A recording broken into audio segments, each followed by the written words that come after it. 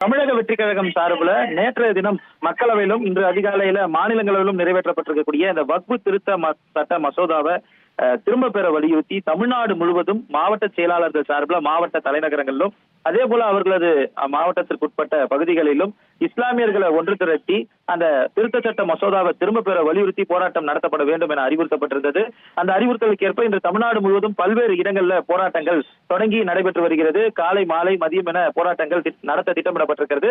சென்னையில 6க்கும் மேற்பட்ட இடங்கள்ல போராட்டம் நடத்த காவல்துறை அனுமதி வழங்கியிருக்கிறது. சில இடங்கள்ல அனுமதியை மீறியும் போராட்டம் நடத்தப்படுவதற்கான திட்டங்கள் இருக்கிறது. பட்டினப்பாக்கம் பேருந்து நிலையம் அருகே நடைபெறக்கூடிய போராட்டத்திற்கு காவல்துறை அனுமதி மறுத்திருக்கிறது. இருந்தபோதும் அங்கு போராட்டம் நடத்துவதற்காக தாவேகாவினர் குவிந்து வருகின்றனர். மற்றொரு புறம் தமிழக வெற்றிக் கழகத்துடைய பொதுச் செயலாளர் என் ஆனந்த் தலைமையில ஈசிஆர் சாலையில பனையூர் அருகே அந்த ஜங்ஷன்ல இந்த போராட்டம் என்பது நடைபெற்று வருகிறது.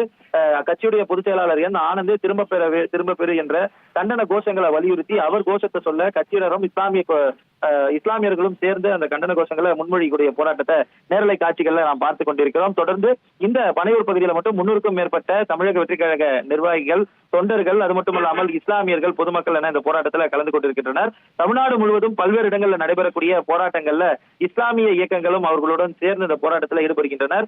ஏற்கனவே தமிழக வெற்றி கழகத்துடன் தோழமையாக இருக்கக்கூடிய தமிழ்நாடு முஸ்லீம் லீக் அமைப்பினரும் இந்த போராட்டத்தில் இணைந்து கொண்டிருக்கின்றனர்.